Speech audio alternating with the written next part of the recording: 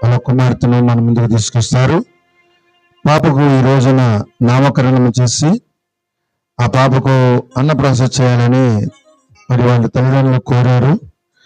దేవుని లేఖనాల్లో మనం గమనించినట్లయితే మత్తయి సువార్త 19వ అధ్యాయము 13వ వచనంలో అప్పుడు ఆయన వారి మీద చేతులుంచి ప్రార్థన చేయవాలని కొందరు చిన్న పిల్లలను ఆయన ఎద్దుకు తీసుకుని వచ్చాడు.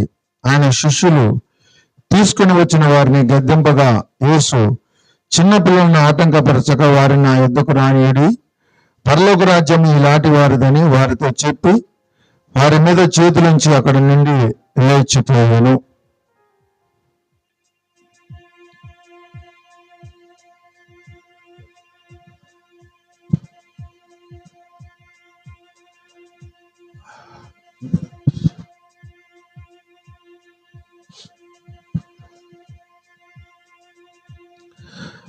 మరి తల్లిదండ్రులు వాళ్ళ బంధువులు కోరిన విధముగా పాపకు వాళ్ళు ఒక పేరును కూడా సెలెక్ట్ చేశారు.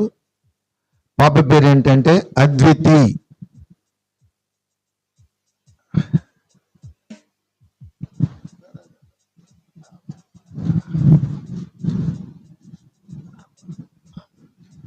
ఏందనాయన గౌనుల్లాగా లేవు, కవచాల్లాగా ఉన్నాయి.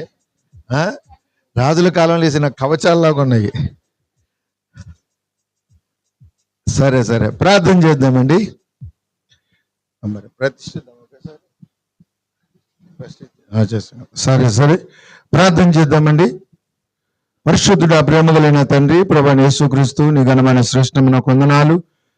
రాజేష్ని జ్యోతిష్యాన్ని ప్రేమించిన కుమార్తె అద్వితీయుని బట్టి నీకు స్తోత్రాలు. ప్రభువైన యేసుక్రీస్తు నామములో ఈ కుమార్తెకు నాయన అద్వితి అనే నామకరణం చేస్తున్నాం ప్రభువా. నాయన అద్వితీయుడు అంటే ద్వితీయుడు కానివాడు అని అర్థం ప్రభువా. అదేవిధంగా ఈ బిడ్డను నా తండ్రి వాళ్ళ కుటుంబంలోనే నాయన ఒక తలరాయిగా, ఒక మంచి నా తండ్రి నాయన అయా ముత్యముగా నాయన మీరు పెంచమని కోరుతున్నాం ప్రభువా. నీకు స్తోత్రాలు. ఆయా తల్లిదండ్రులకు, కుటుంబానికి, సంఘానికి కూడా ఒక గొప్ప ఘనత తెచ్చి బిడ్డగా నా తండ్రి నాయన ఇస్రాయేలు నా తండ్రి ఇజ్రాయేలుకు నాయన వారి కుటుంబానికి నాయన ఎటువంటి ఘనత తెచ్చిందో ప్రభువా, అటువంటి కుమార్తెగా మీరు బిడ్డని మీరు మార్చండి, అభిషేకించండి.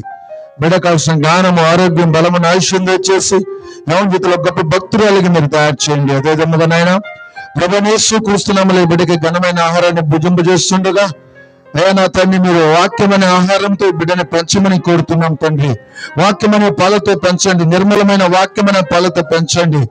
అయా బిడ్డ కావాల్సిన జ్ఞానము, ఆరోగ్యము నాయన అయా మనుషులతో దేవుని నన్ను వర్ధిల్లి గొప్ప భక్తురాలికి మీరు మార్చమని ప్రభువైన యేసుక్రీస్తులో బిడ్డను ఆశీర్వదిస్తూ, తల్లిదండ్రులను కూడా ఆశీర్వదిస్తూ, తల్లిదండ్రులు కూడా బిడ్డని ఏ విధంగా పెంచాలో కావలసిన ఆత్మ సాయం చేయమని యేసుక్రీస్తులో ప్రార్థించి మనలో పొందినాము తండ్రి. ఆమేన్.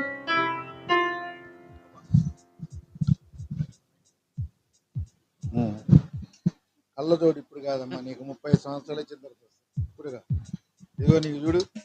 ప్రభువైన యేసుక్రీస్తు నామములో అన్నం తిను.